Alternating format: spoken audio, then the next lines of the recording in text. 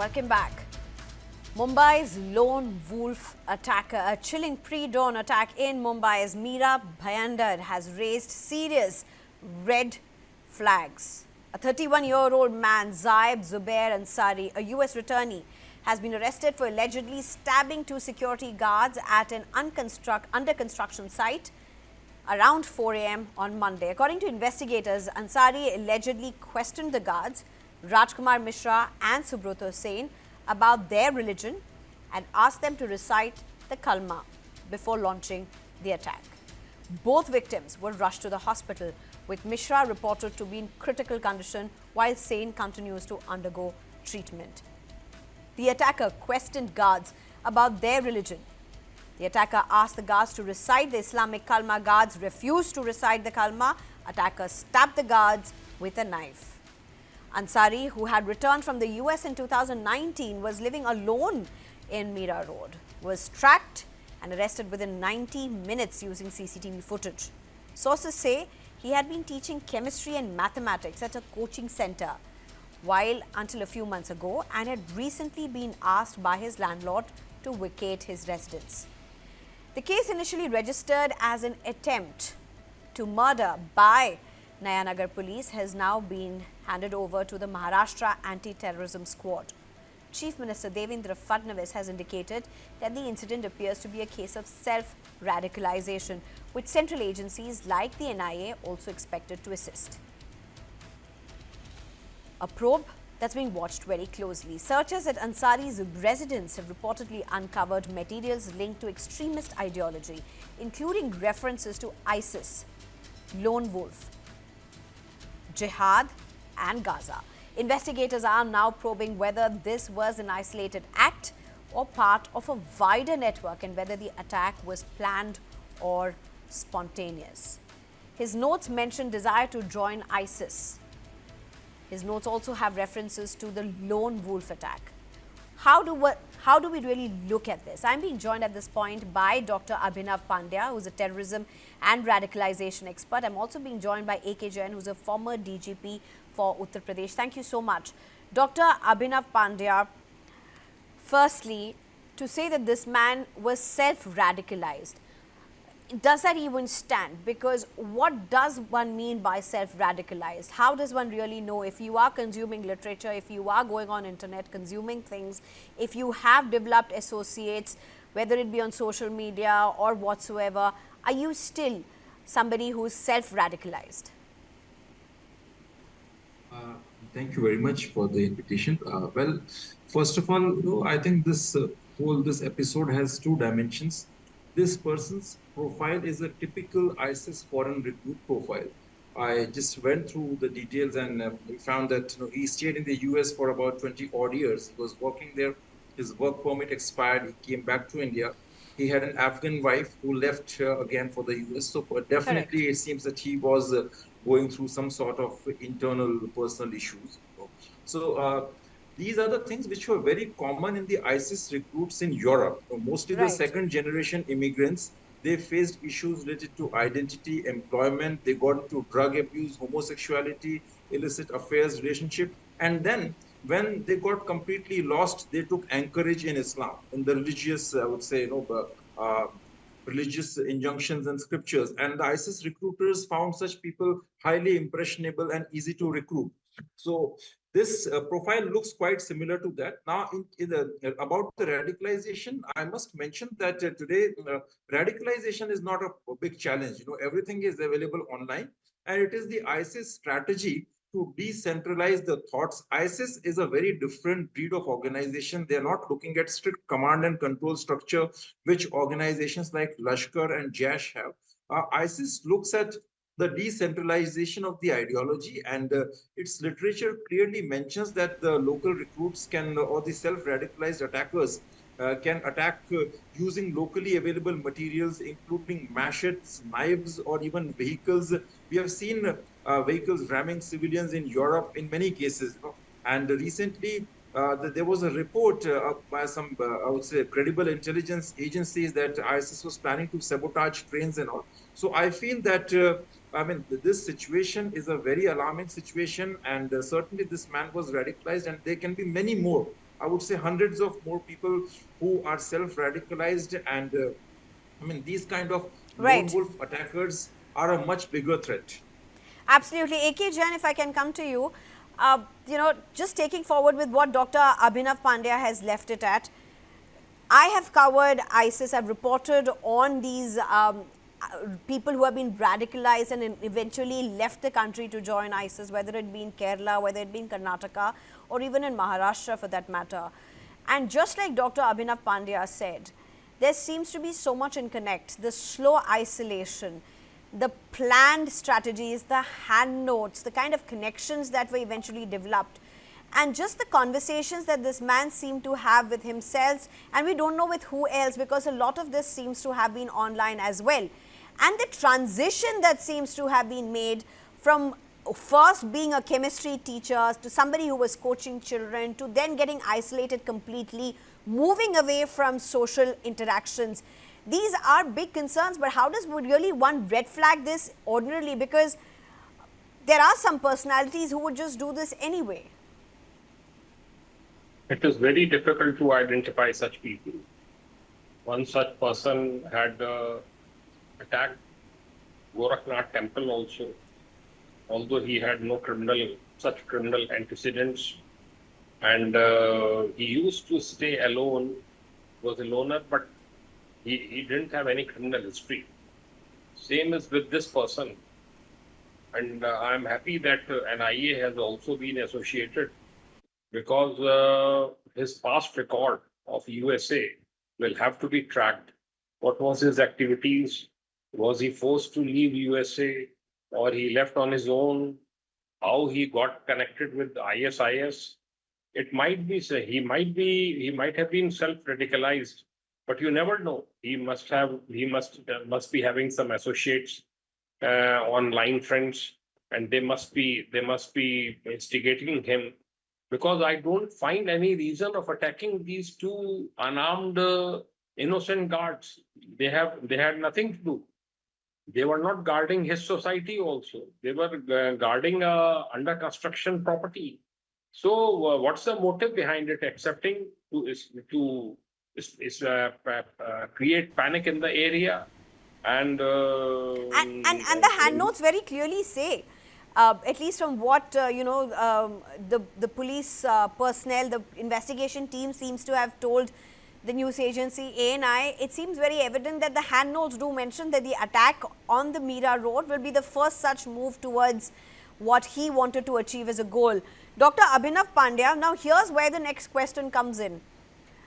Preliminary, people have said this seems to be a lone wolf attack. But how does even one get to know that unless you rule out that he was not in touch with any other people, or he is not part of a larger nexus, or he is not part of a larger network? How does one even say in today's era that this is a lone wolf attack?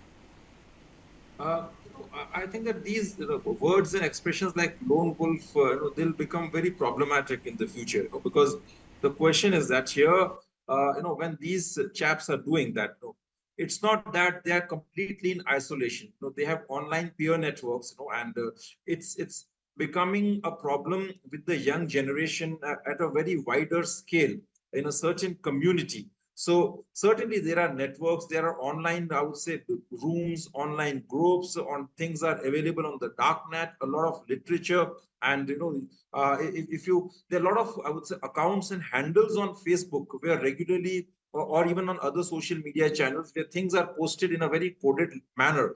So definitely there is a much bigger nexus, and there's a bigger, larger network at a much, I would say, widespread community scale.